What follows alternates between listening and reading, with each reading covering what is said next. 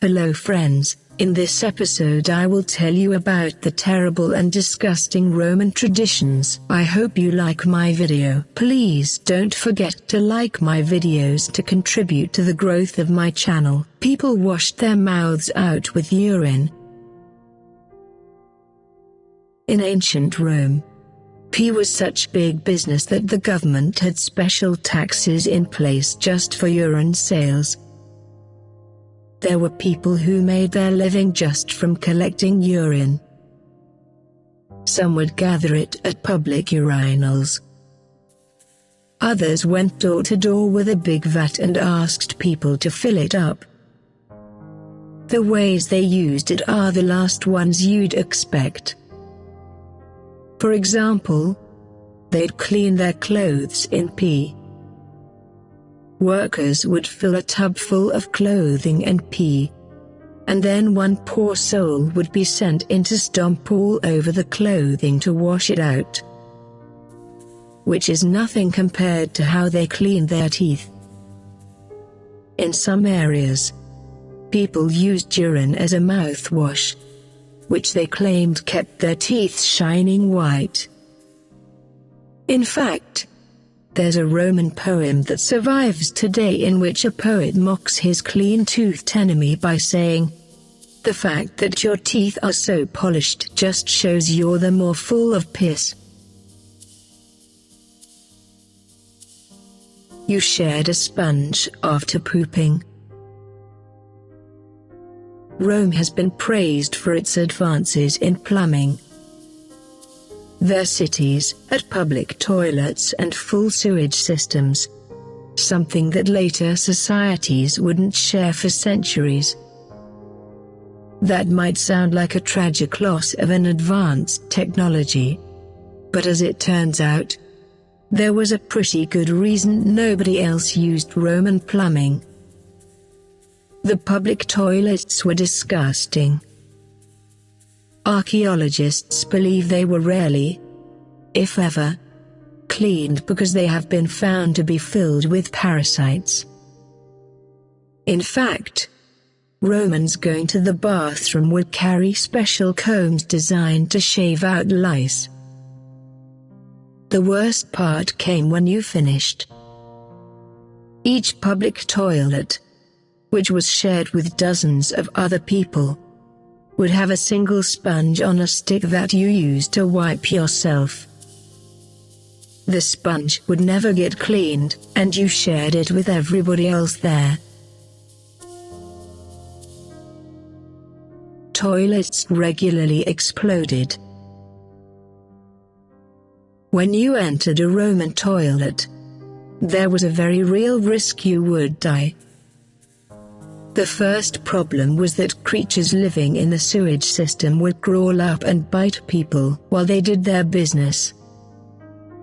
Worse than that, though, was the methane buildup, which sometimes got so bad that it would ignite and explode underneath you.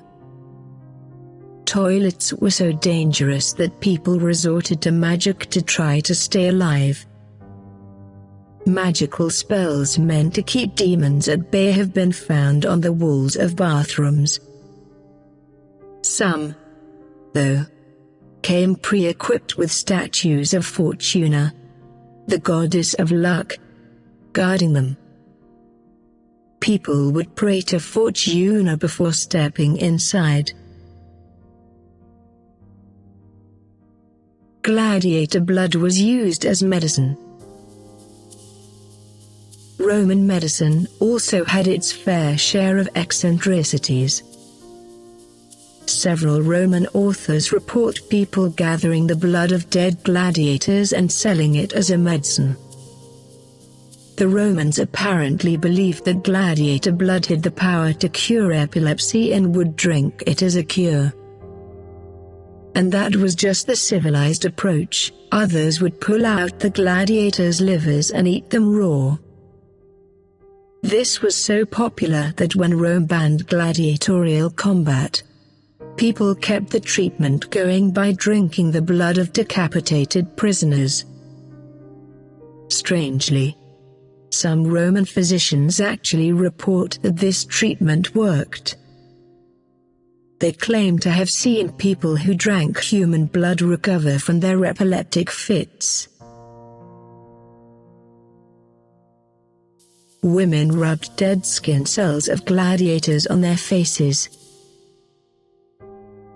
The gladiators who lost became medicine for epileptics, while the winners became aphrodisiacs. In Roman times, soap was hard to come by, so athletes cleaned themselves by covering their bodies in oil and scraping the dead skin cells off with a tool called a strigil. Usually, the dead skin cells were just discarded, but not if you were a gladiator. Their sweat and skin scrapings were put into a bottle and sold to women as an aphrodisiac.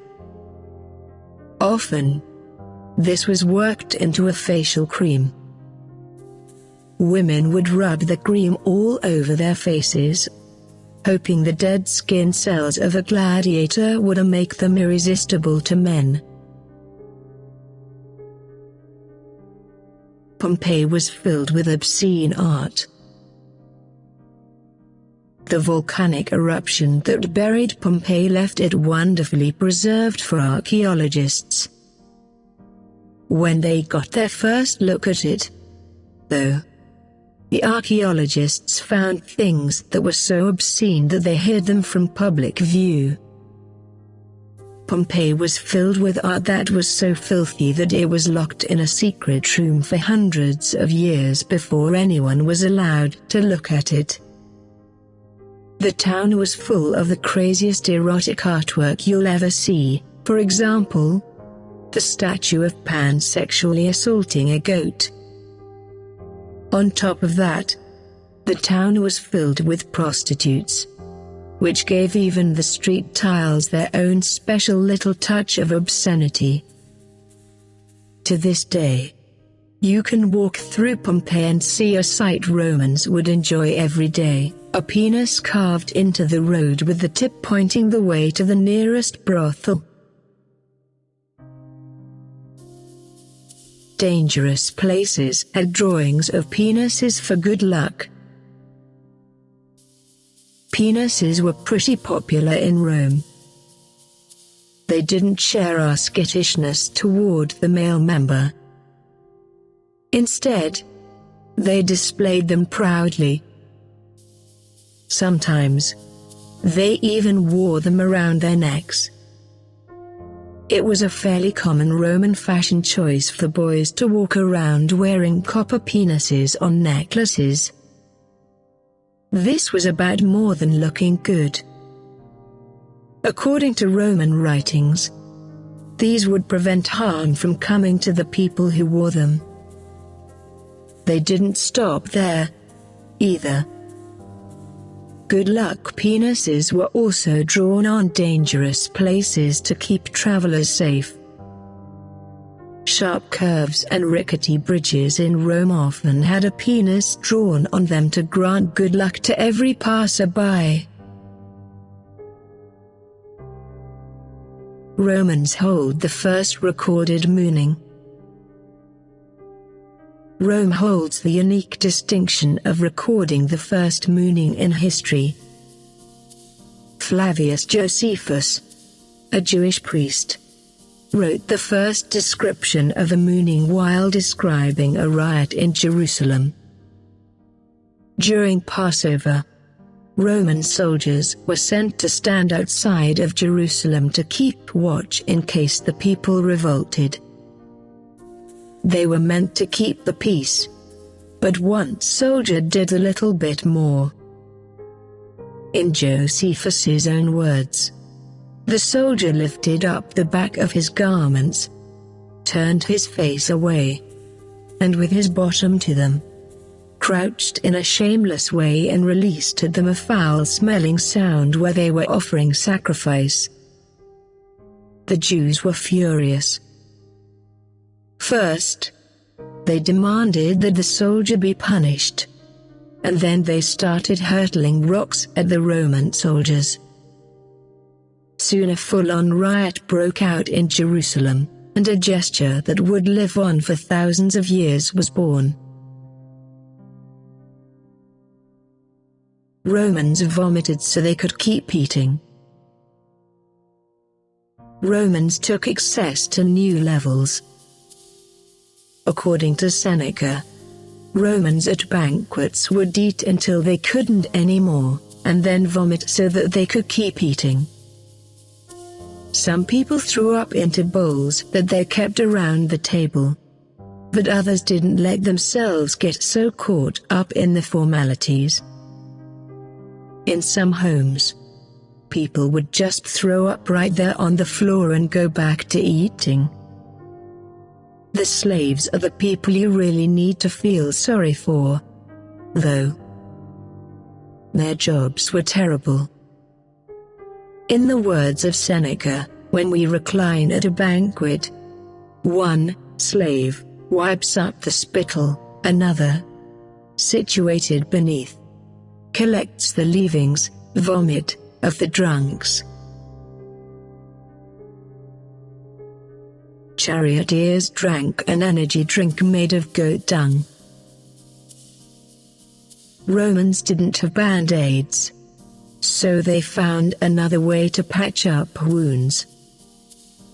According to Pliny the Elder, people in Rome patched up their scrapes and wounds with goat dung. Pliny wrote that the best goat dung was collected during the spring and dried, but that fresh goat dung would do the trick in an emergency.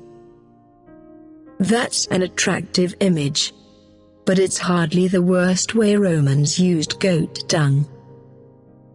Charioteers drank it for energy. They either boiled goat dung in vinegar or ground it into a powder and then mixed it into their drinks. They drank it for a little boost when they were exhausted. This wasn't even a poor man's solution. According to Pliny, nobody loved to drink goat dung more than Emperor Nero himself.